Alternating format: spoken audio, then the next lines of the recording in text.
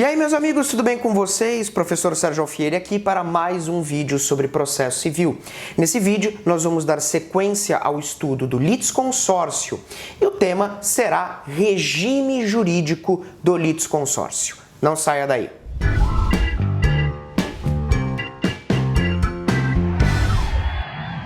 Muito bem, dando sequência ao nosso estudo do litisconsórcio, nós já sabemos que o litisconsórcio é um fenômeno processual caracterizado pela pluralidade de partes em um ou nos dois polos da relação jurídica processual.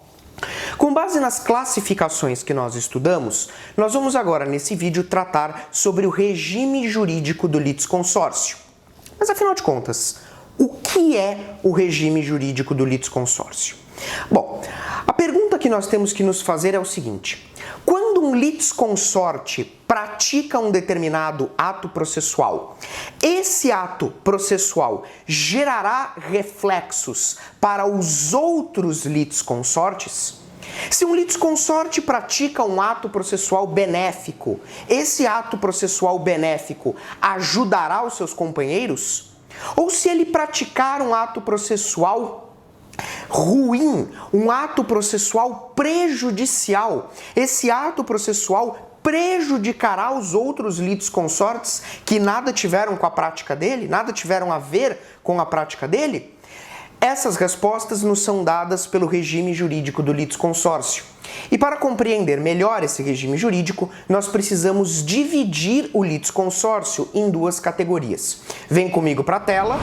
Nós precisamos, então, visualizar qual é a espécie de litisconsórcio que está presente no processo.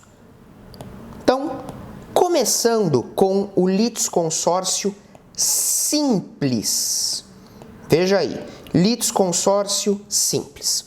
A pergunta que nós temos que fazer é: o ato processual praticado é um ato benéfico ou é um ato processual prejudicial? Nós temos que fazer essa divisão porque os efeitos que decorrem daí é que são importantes. Olha só, acompanhe o raciocínio comigo. Nós temos alguns exemplos de atos processuais que, em regra, são atos processuais benéficos, como, por exemplo, contestar, como, por exemplo, recorrer. Esses atos processuais, em regra, ok? Eles são atos processuais benéficos, portanto, são atos que geram algum tipo de benefício para quem os pratica. Imagine o seguinte caso: nós estamos diante de um litisconsórcio simples. A espécie do litisconsórcio é importantíssima. Estamos diante de um caso de litisconsórcio simples e um litisconsorte recorre. Eu lhe pergunto, esse ato benéfico aproveita os demais? Resposta: não. O ato benéfico não aproveita os demais.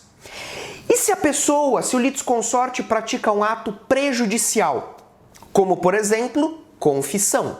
A confissão é um ato processual que, ao menos na teoria, ele é um ato processual prejudicial.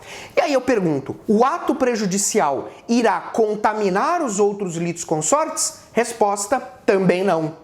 Veja, é importante ter em mente que o litisconsórcio que nós estamos trabalhando é na espécie simples. Se é um litisconsórcio simples, cada litisconsorte é trabalhado, é entendido como uma parte individualmente considerada no processo. Cada litisconsorte, portanto, é tratado de forma individual no processo. Então, nem os atos benéficos, nem os prejudiciais irão aproveitar os outros. Vem comigo para a tela, dá uma olhada aqui comigo. Nem os atos benéficos e nem os atos prejudiciais irão aproveitar o litisconsorte. Portanto, imagine o seguinte caso. Imagine que eu e a minha esposa entramos com uma ação contra um determinado réu. Eu pergunto, os atos que eu praticar aproveitarão a minha esposa?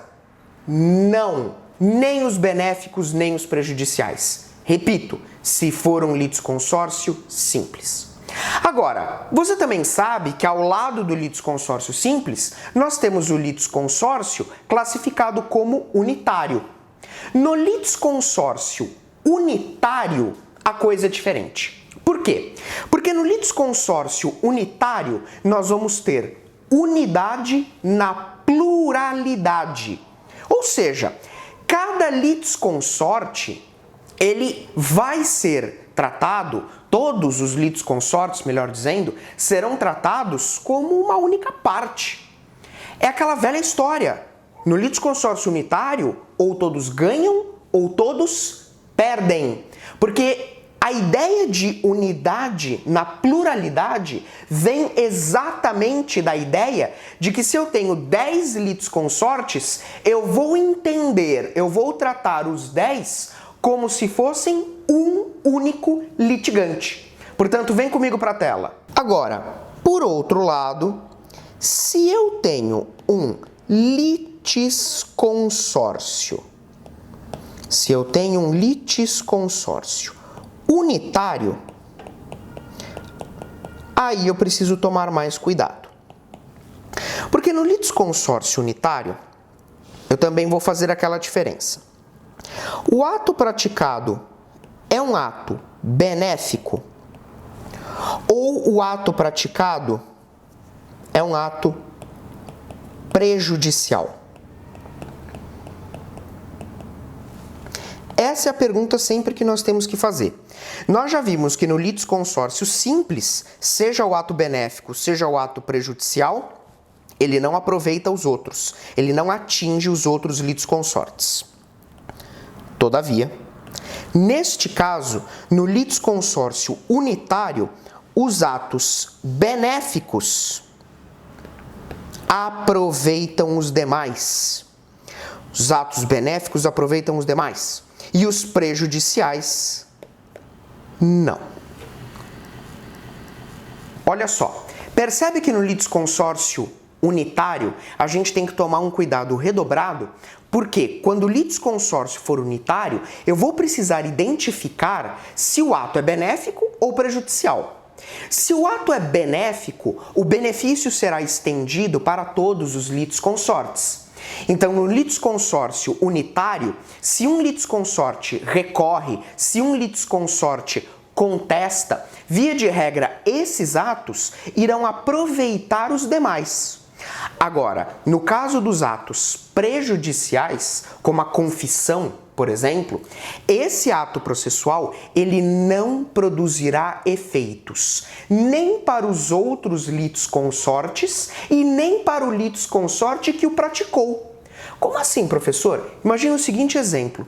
Imagina que eu e a minha esposa estamos sendo réus num determinado processo. E eu, lá dentro do processo, resolvo confessar. Eu confesso, tá certo? Eu assumo aquele determinado ato jurídico que vai contra os meus interesses. Eu falo, não, fui eu que bati no carro, eu que fiz a dívida e por aí afora. Eu te pergunto, nesse caso, no litisconsórcio unitário, não tem como eu perder e a minha esposa ganhar. Porque no litisconsórcio unitário, a decisão obrigatoriamente tem que ser igual para todos os litisconsortes. Como eu pratiquei a confissão, essa confissão não vai atrapalhar a minha esposa e também não gerará efeitos para mim. A menos que a minha esposa ratifique, confirme a confissão. Confirme o ato processual que eu pratiquei. Porque se ela não fizer isso, a confissão não gerará efeitos, nem para ela e nem para mim. Guarda isso na cabeça. Se o litisconsórcio é unitário, ou todo mundo ganha, ou todo mundo perde. Tudo bem?